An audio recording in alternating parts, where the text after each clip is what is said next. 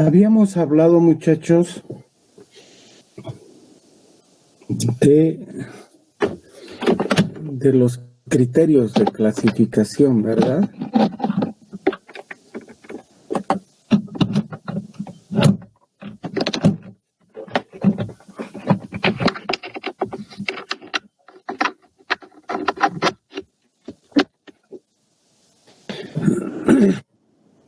¿Quién está ahí? A ver, ¿alguna muchacha? Está Claudia Lucero.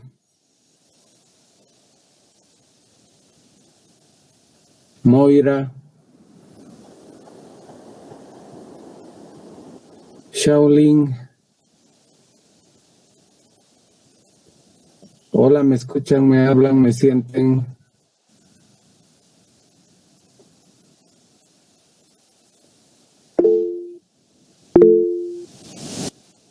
¿Alguien? Sí, doctor, se escucha y se ve. ¿Con quién hablo?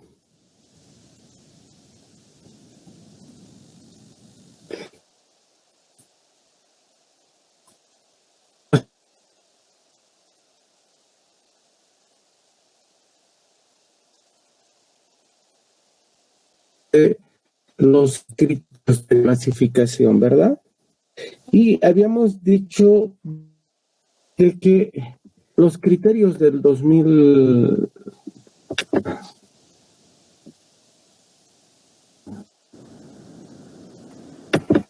del año 82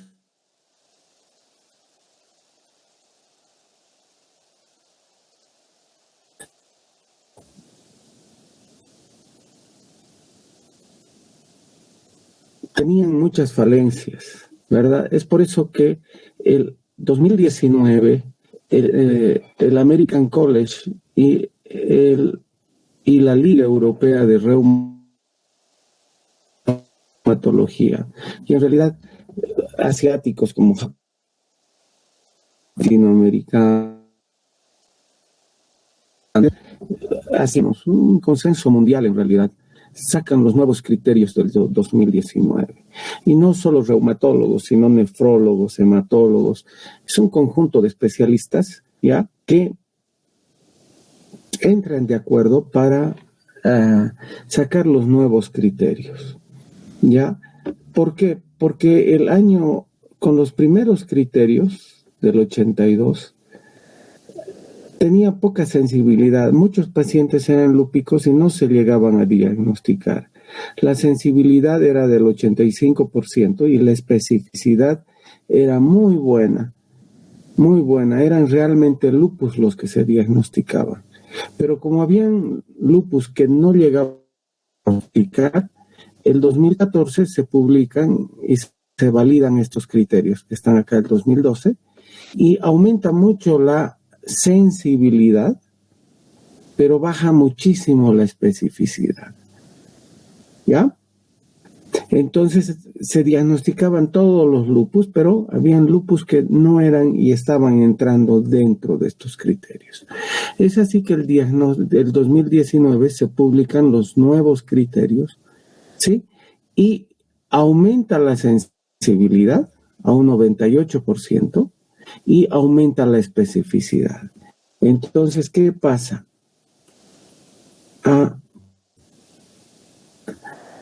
Se diagnostican a verdaderos lupus y se descartan a enfermedades imitadoras. Y además se da una importancia cuantitativa a cada síntoma y se diagnostica en forma temprana lupus y se diagnostica en niños, que era todo un enredo.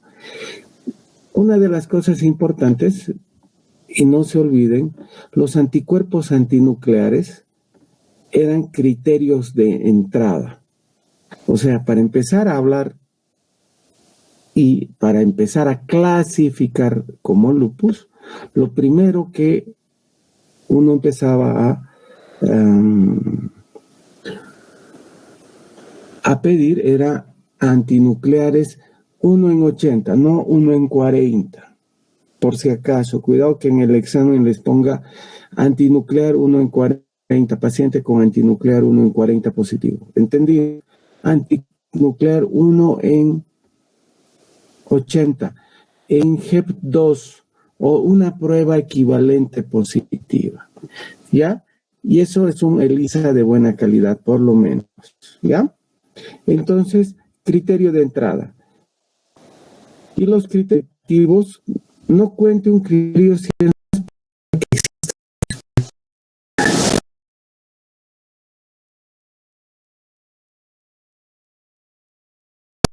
para que la piel empiece a despigmentar porque tiene mucha mancha. Eso no es fotosensibilidad por lupus, ¿verdad? Si una persona está cursando con una infección por citomegalovirus, esa leucopenia es por el citomegalovirus. Eso no es por citomegalovirus, o no es por lupus, ¿ya? La aparición de un criterio, al menos en una ocasión, es suficiente. Por ejemplo, si alguien hace trombocitopenia 1 año antes, 2 años antes o 10 años antes y no hay otra causa, esa trombocitopenia cuenta como criterio de clasificación de lupus, ¿verdad? Y se requiere por lo menos un criterio clínico, y tiene ANA positivo, DNA positivo, tiene SM positivo. Puede tener serológicamente un lupus, pero ese lupus no se cuenta como lupus todavía. Tiene que tener clínica de lupus, ¿verdad? Puede ocurrir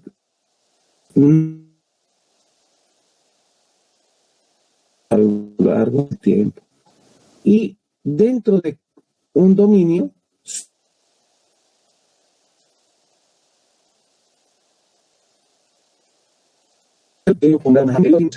si tiene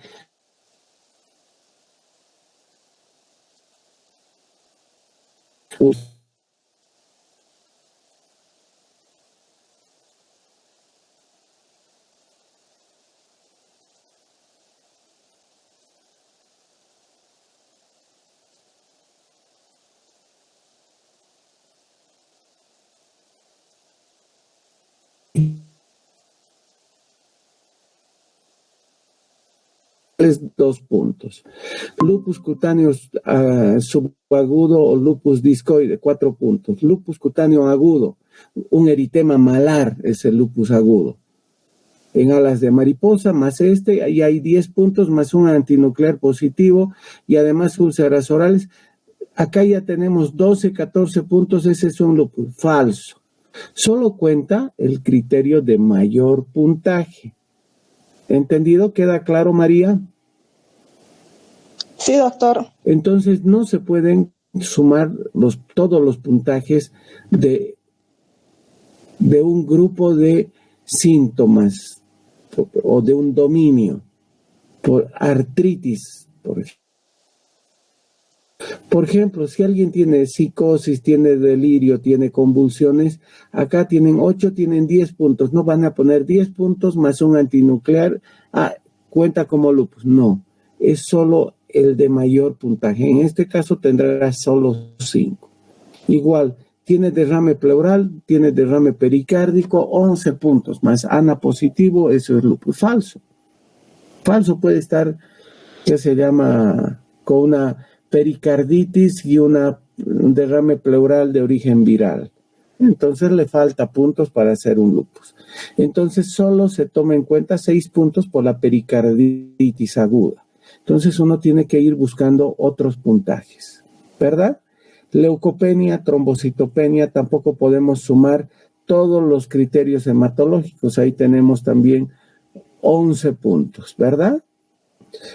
Miren, la biopsia renal con una nefropatía tipo 3, tipo 4, directamente eso prácticamente nos hace el criterio de lupus. Ahí tienen 10 puntos más un ANA positivo, ese es un lupus 100%, ¿no? DNA positivo, SM positivo, ahí tenemos 6 puntos, ¿verdad? Más complemento bajo, Y si los dos están bajos, ahí tenemos los 10 puntos para hacer el diagnóstico de lupus. Fíjense, muchachos, esto todavía yo sigo usando la vez que llega un paciente para que hagamos el diagnóstico de lupus. Inmediatamente sacamos esta tablita, vemos que sea que tenga antinuclear positivo, vemos que tenga fiebre, si tiene, no tiene fiebre, si tiene alopecia, etcétera, etcétera. Vamos sacando el puntaje y decimos cumple más de 10 puntos, es lupus. No tiene los 10 puntos, todavía no clasifica como lupus. ¿Entendido? Entendido. Hay gente, como vamos a ver más adelante, que tiene más de 10 puntos y puede que no sea lupus, ¿verdad? Porque el diagnóstico lo hace el médico, estos no son criterios diagnósticos, son criterios de clasificación. ¿Queda claro?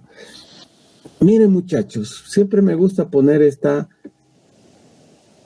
diapositiva. El tratamiento del lupus es proporcionado, o sea, no tenemos que ser desproporcionados en el tratamiento. A grandes males, grandes remedios. A pequeños males, pequeños remedios. No podemos tratar a un lupus cutáneo con ciclofosfamida, con metilprednisolona. No podemos tratar a un lupus pérneo, por ejemplo, con a cañonazos. No podemos matar moscas con a cañonazos. Tampoco podemos darle solo prednisona 5 miligramos más hidroxicloroquina a una nefropatía lúpica, ¿verdad? Por lo tanto, tenemos que ser proporcionados con el tratamiento del lupus. Tiene que ser integral. O sea, no podemos tratar al lupus, ¿verdad? Solo ver la parte hematológica, o solo ver el riñón del lupus, o solo ver la parte cutánea. Si seguro va al dermatólogo, la dermatóloga o el dermatólogo se va a preocupar mucho de la piel, es su especialidad. O el hematólogo va a perseguir al glóbulo rojo o a la plaqueta. Pero nosotros, los reumatólogos, por cuestión de formación, vemos al lupus en forma integral, si vemos en conjunto. Por lo tanto, tenemos más o menos la capacidad de hacer de directores de orquesta frente a esta enfermedad. El tratamiento tiene que ser no multidisciplinario, tiene que ser interdisciplinario. O sea, tiene que coordinarse el tratamiento entre todas las especialidades. ¿Entendido? Los objetivos del tratamiento, esto es bien importante. ¿Cuál es el objetivo del tratamiento? Y esto es lo último del 2019, no hay otro consenso, no hay. Alcanzar la remisión o baja actividad. ¿Entendido? Alcanzar remisión o baja actividad. Prevenir recaídas, ¿sí? Tener la supervivencia del paciente sin daño de órgano.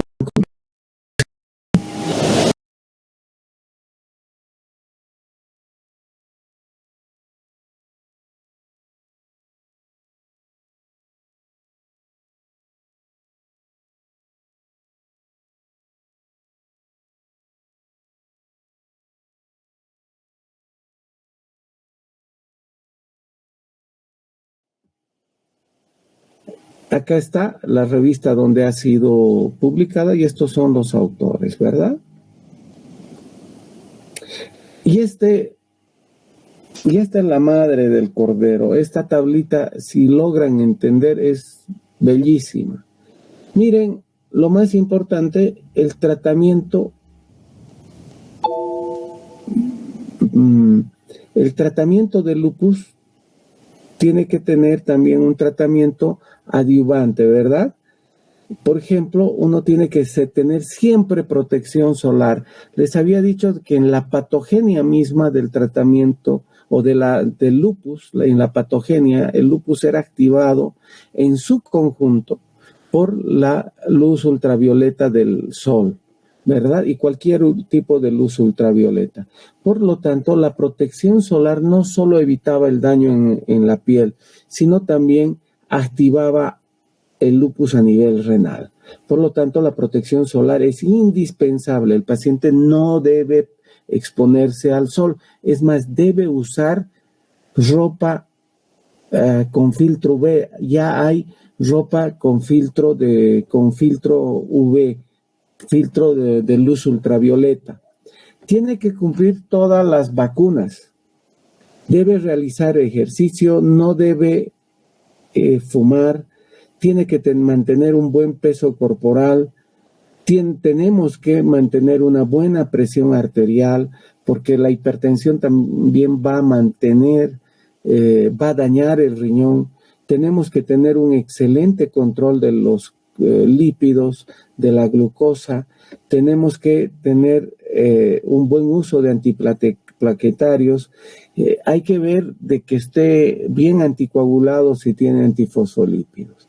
Este es el manejo adyuvante del lupus. O sea, no solo es manejar el lupus, sino también todo el contexto de las enfermedades que tiene el paciente lúpico, y estos serán los objetivos: alcanzar la remisión, prevenir las reactivaciones, supervivencia del paciente sin daño de órgano blanco y la menor dosis de corticoide, ¿verdad?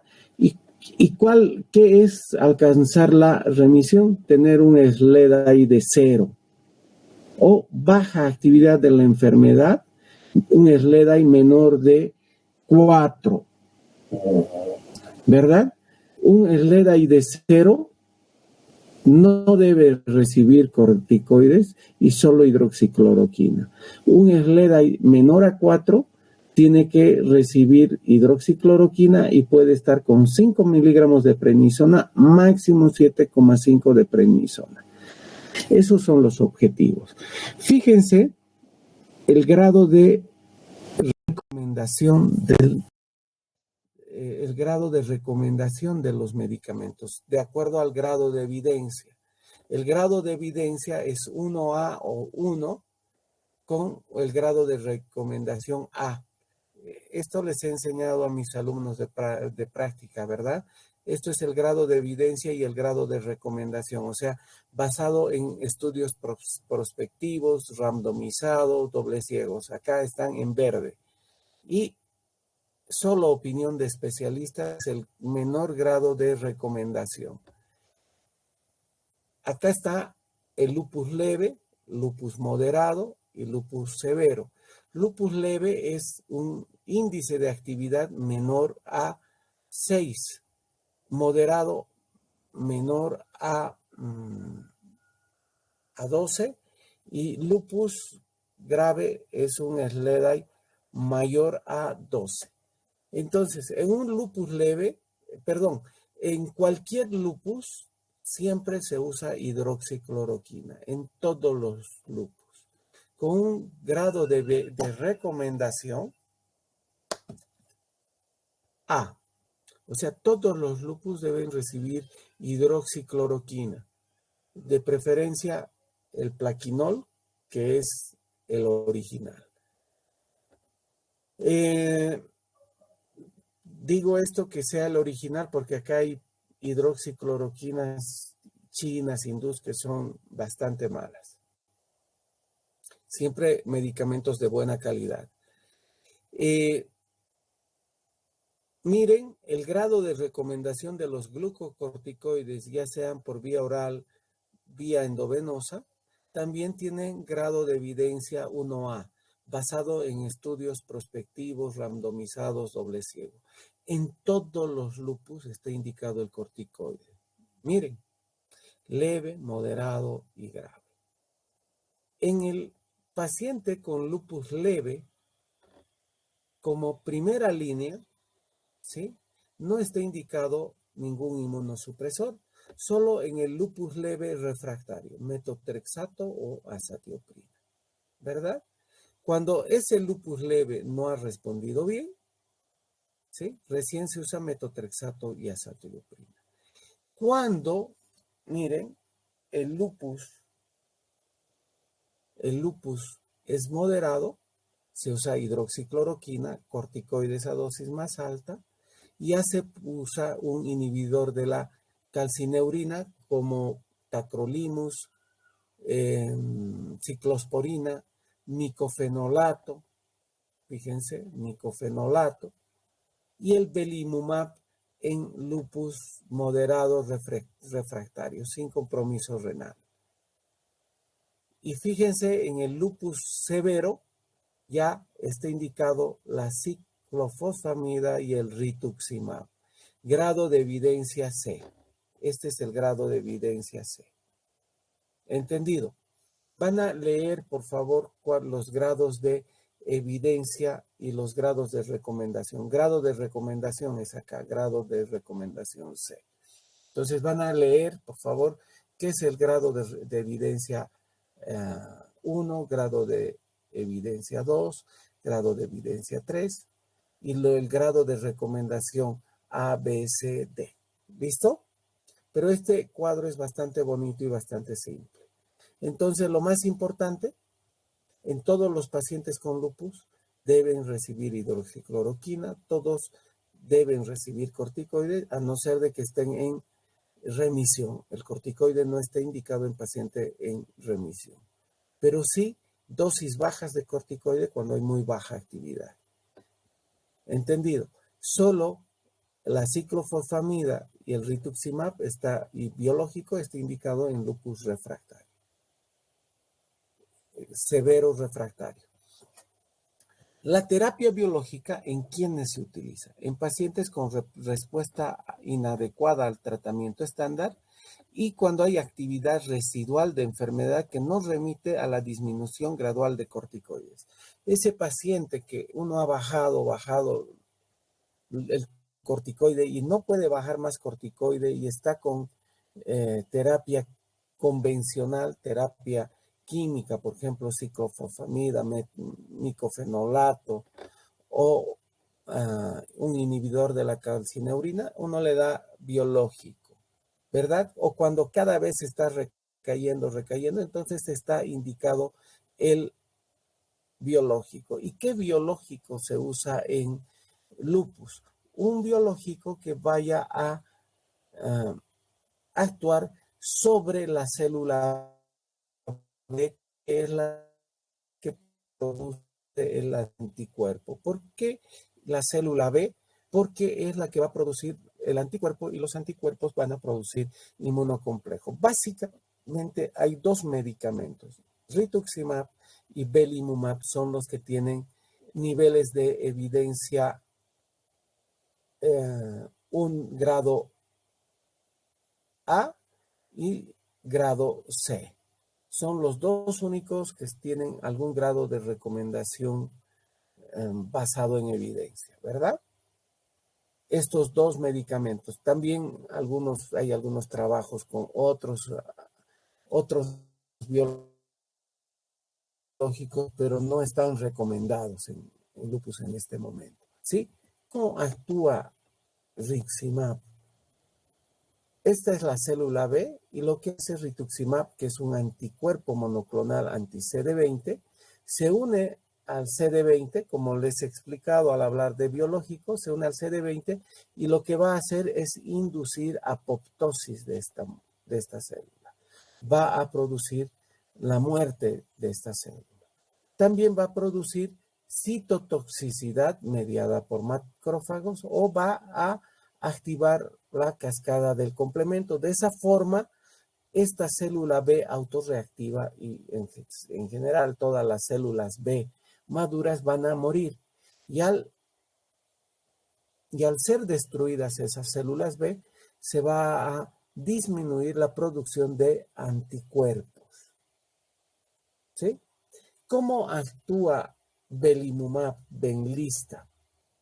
Normalmente nosotros producimos, la célula mieloide produce Bliss. Bliss es el B estimulante. Esta citoquina que va a ir a estimular la célula B, ya va a ir a unirse a su receptor y la célula B se va a estimular y va a ir a producir inmunoglobulinas.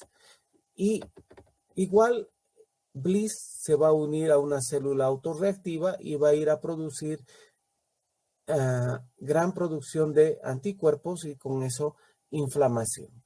Lo que hace Benlysta o belimumab es unirse a Bliss, y al unirse a Bliss va a evitar de que Bliss se una al receptor de la célula B, y la célula B, al no recibir el estímulo del estimulante de la célula B, va a morir por apoptosis.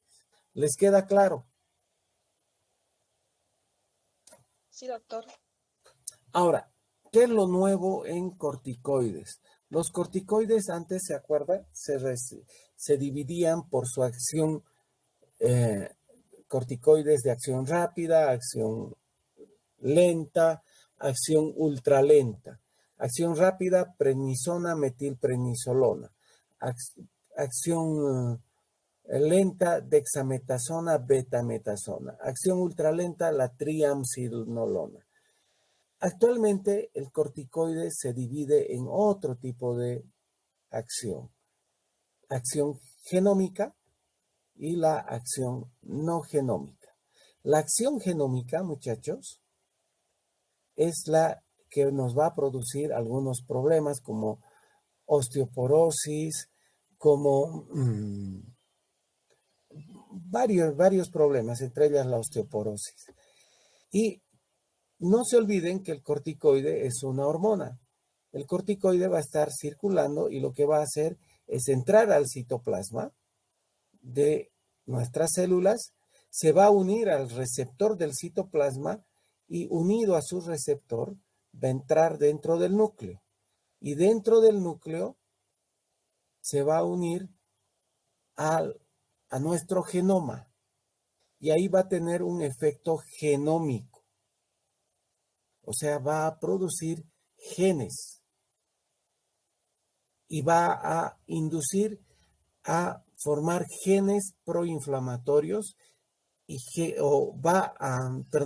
va a inducir genes antiinflamatorios y va a inhibir genes proinflamatorios.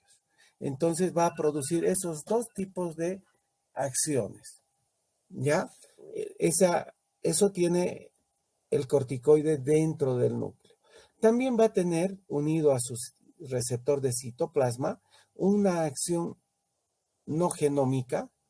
También va a tener una acción no genómica a nivel de la membrana. Se une al ácido araquidónico y va a tener un efecto no genómico. También a nivel de la membrana va a actuar directamente sobre los canales de sodio, de calcio, y de esta forma va a tener otro efecto antiinflamatorio. Básicamente, lo que se está buscando es tener un efecto del corticoide con un efecto antiinflamatorio muy potente, con un efecto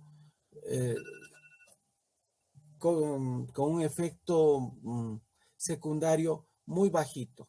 Estamos digamos, está en eso la ciencia. Tener un corticoide con efecto antiinflamatorio de 20 miligramos de prednisona con los efectos de 5 miligramos de prednisona.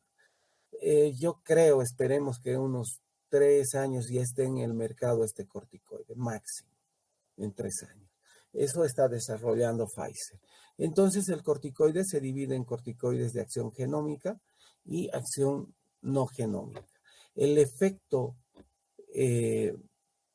secundario más importante es por su acción genómica, ¿ya? La acción genómica se presenta en 20 minutos, ¿ya? Y aparece a dosis altas. La acción no genómica es más rápida y aparece en dosis más altas, ¿ya? Ahora, ¿de qué depende el pronóstico del paciente? Fíjense, la tasa de supervivencia a 5 años es del 92%, a 10 años 77% y a 15 años 2 de 3 pacientes todavía viven. El factor de mal pronóstico en pacientes chilenos era el índice de actividad al momento del inicio de la enfermedad. O sea, cuanto más activo esté el lupus el momento de inicio de la enfermedad es de peor pronóstico, el compromiso renal y la trombocitopenia. Pero en realidad, en Latinoamérica en general se ha visto que uno de los peores pronósticos es el estado socioeconómico, el nivel el grado de educación de los pacientes. Hablaba con algunos amigos de Chile, esto también ha cambiado en Chile por la gran migración que tienen. Ahora, no solo depende del tener un buen estado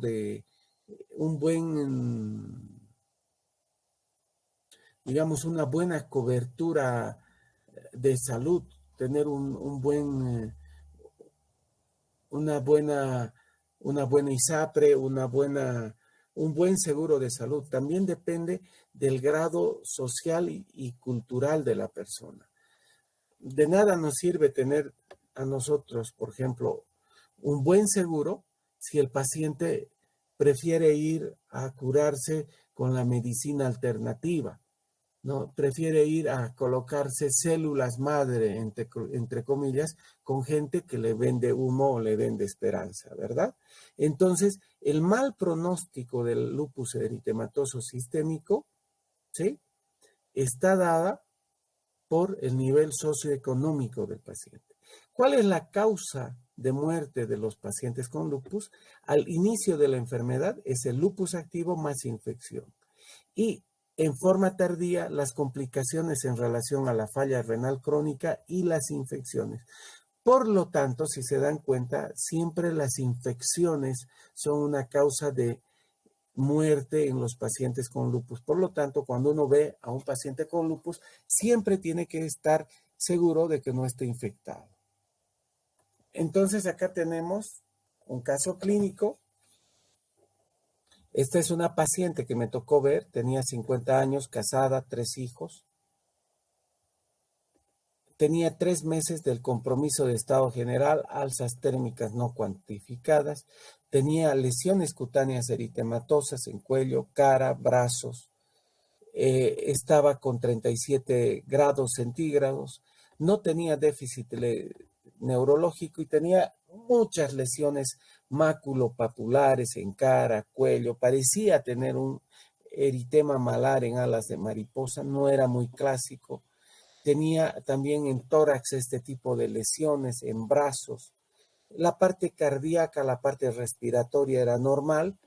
Tenía una creatinina de 1,4, o sea, había falla renal, y tenía hematuria, proteinuria, tenía 10 leucocitos por campo, tenía BES-PCR alta. No se olviden que la velocidad de sedimentación en la mujer es la edad más 10, la mitad, o sea, tenía una BES alta. En el varón es la mitad de la edad, tenía PCR positivo y tenía ANA positivo 1,8. Tenía una placa de tórax normal, ecocardio normal y una ecoabdominal con una corteza renal disminuida. La biopsia de piel era compatible con un lupus cutáneo. Entonces pensaron en esta paciente de que se trataba de un lupus eritematoso sistémico, le dieron prednisona, hidroxicloroquina y le programaron pulsos de metilprednisolona y ciclofosfamida porque pensaron en un lupus con compromiso renal. En realidad, lo que tenía esta paciente no era un lupus con compromiso renal. Lo que tenía era una tuberculosis renal. ¿Entendido? Lo que tenía en riñón, la hematuria, la proteinuria, los leucocitos, eran por una tuberculosis renal. Y lo que tenía en piel era un lupus cutáneo.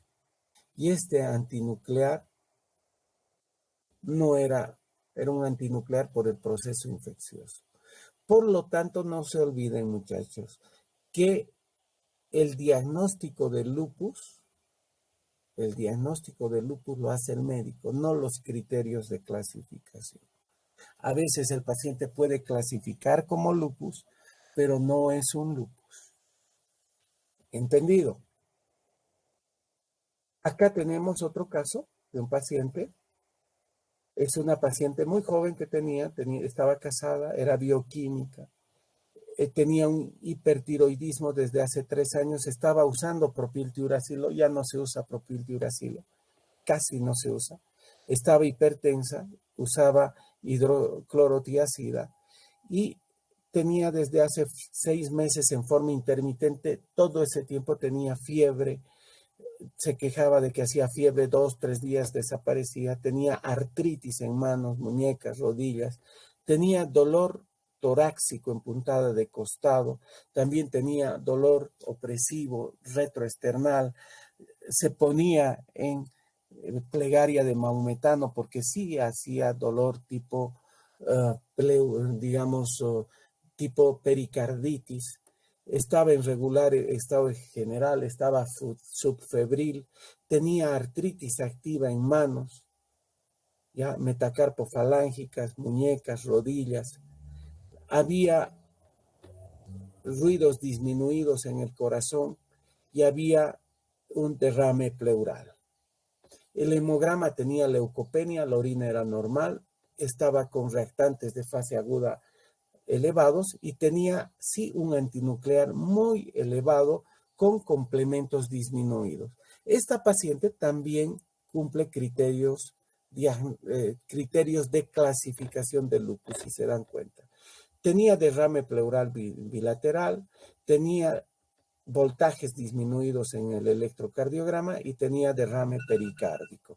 Si se dan cuenta, este paciente también tiene criterios para clasificar como lupus eritematoso sistémico.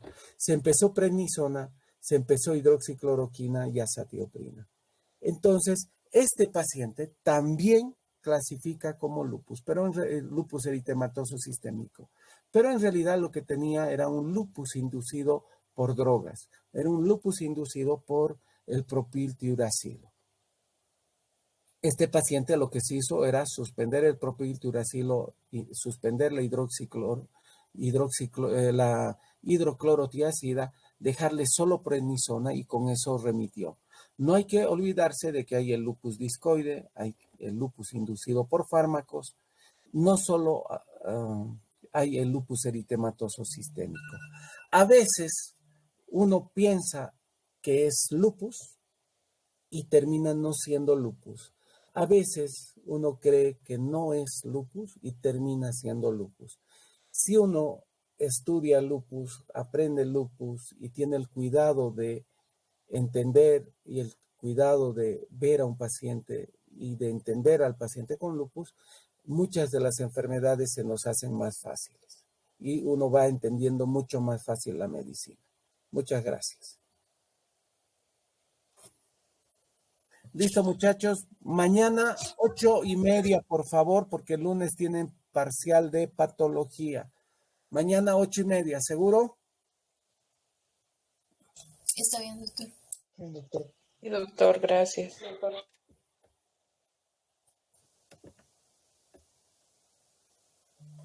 Gracias, Doc. Listo, muchachos.